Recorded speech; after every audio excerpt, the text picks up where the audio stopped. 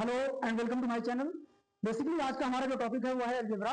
और अलजेब्रा में आज की वीडियो में मैं अलजेब्रा के जो टर्म्स हैं, जो उसके डिफिनीशंस हैं, उनको डिफाइन करूंगा। तो अलजेब्रा में सबसे पहली जो टर्म है ये है कांस्टेंट। कांस्टेंट क्या होता है, मैं इसको एक एक्सप्रेशन में ये दिखाऊंगा। कांस्टेंट एक एक्सप्रेशन मैंने यहां पर लिखा 4x प्लस 2y और प्लस 3।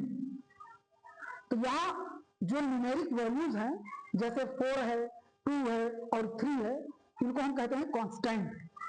न्यूमेरिक वैल्यूज को ये कहलाती है कांस्टेंट। नेक्स्ट है वेरिएबल्स। क्या हैं वेरिएबल्स? 4, 2 और 3, ये तो हो गई कांस्टेंट।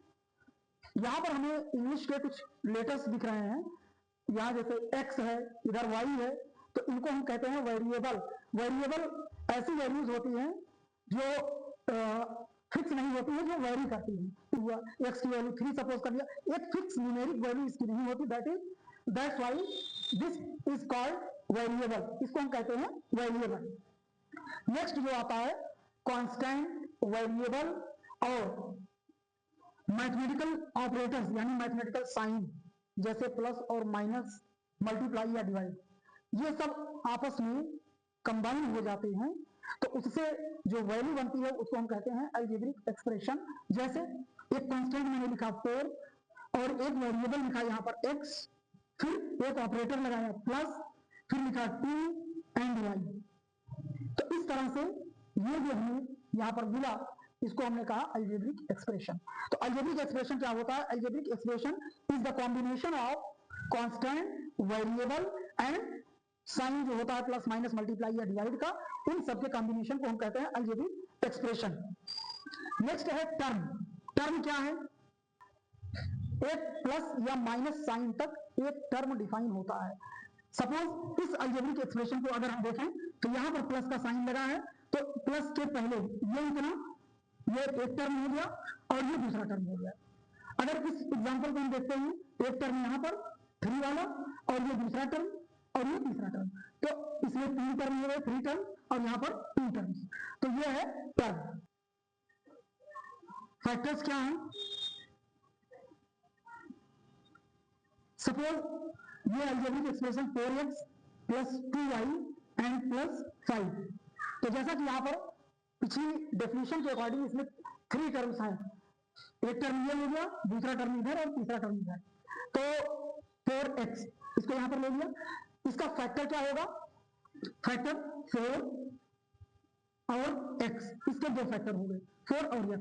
यानी कोई भी टर्म वेरिएबल और कांस्टेंट से जब मिलकर बना है, तो उनको जब हम स्प्लिट करते हैं मल्टीप्लाई के साइन के साथ में, इनके बीच में मल्टीप्लाई का साइन माना जाएगा, तो इन्हीं को हम फैक्टर कहते हैं।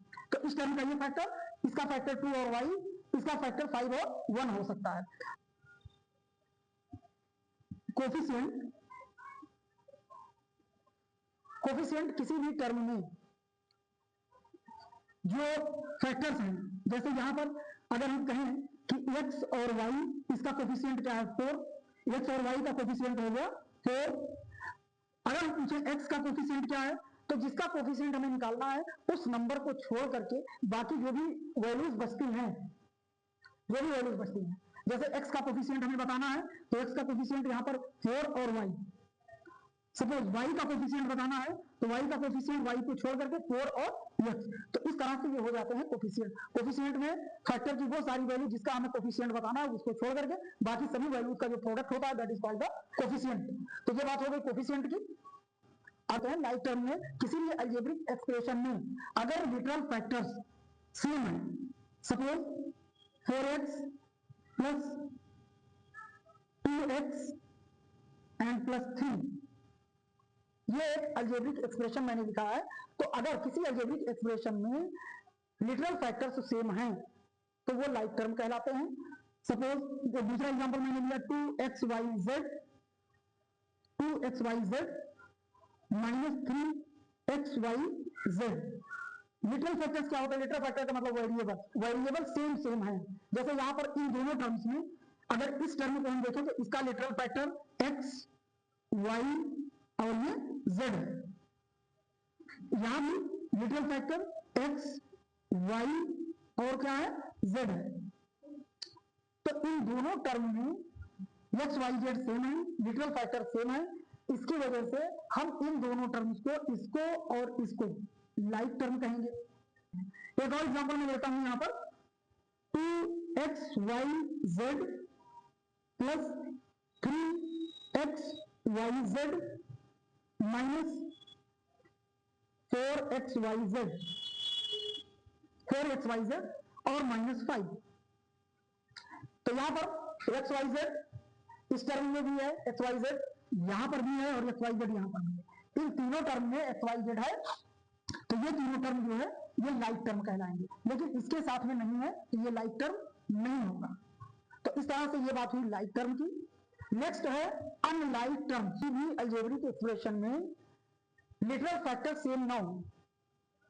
For example 2xyz plus 4x² y। तो यहां इस एक्सप्रेशन को अगर हम देखें तो इसके लिटरल फैक्टर्स जो हैं x, या अगर इस अलजेब्रिक एक्सप्रेशन को हम देखें तो इस टर्म के literal factor x y z है और इसके लिटरल फैक्टर एक्स एक्स और वाई है, तो ये सेम नहीं है। तो जब किसी भी अलजेब्रिक एक्सप्रेशन में लिटरल फैक्टर्स सेम नहीं होते हैं, मतलब वेरिएबल वहां पर सेम ना हो, तो ऐसे टर्म को हम कहते हैं अनलाइक टर्म्स। तो ये बात हो गई लाइक टर्म और अनलाइक टर्म की। 4x प्लस 2y और माइनस 7, यहां उस टर्म को हम कांस्टेंट टर्म कहेंगे जिसके साथ में कोई वेरिएबल नहीं होगा। जैसे यहां पर 4 के साथ में x है, 2 के साथ में y है, बट ये वाला जो टर्म है इधर -7, इसके साथ में कोई भी वेरिएबल जैसे ABC PQR कुछ भी नहीं लगा है, इसलिए ये सिर्फ न्यूमेरिक वैल्यू है, इसलिए हम इसको कहेंगे कांस्टेंट टर्म। तो ये बात हो गई लाइक टर्म, अनलाइक टर्म और कांस्टेंट टर्म की। अब आगे हम बात करते हैं टाइप्स ऑफ अलजेब्रिक एक्सप्रेशन। इसमें पहला है मोनोमियल। पहला है मोनोमियल, ऐसे एक्सप्रेशन जिनमें सिर्फ एक टर्म होता है उसको हम कहते हैं मोनोमियल।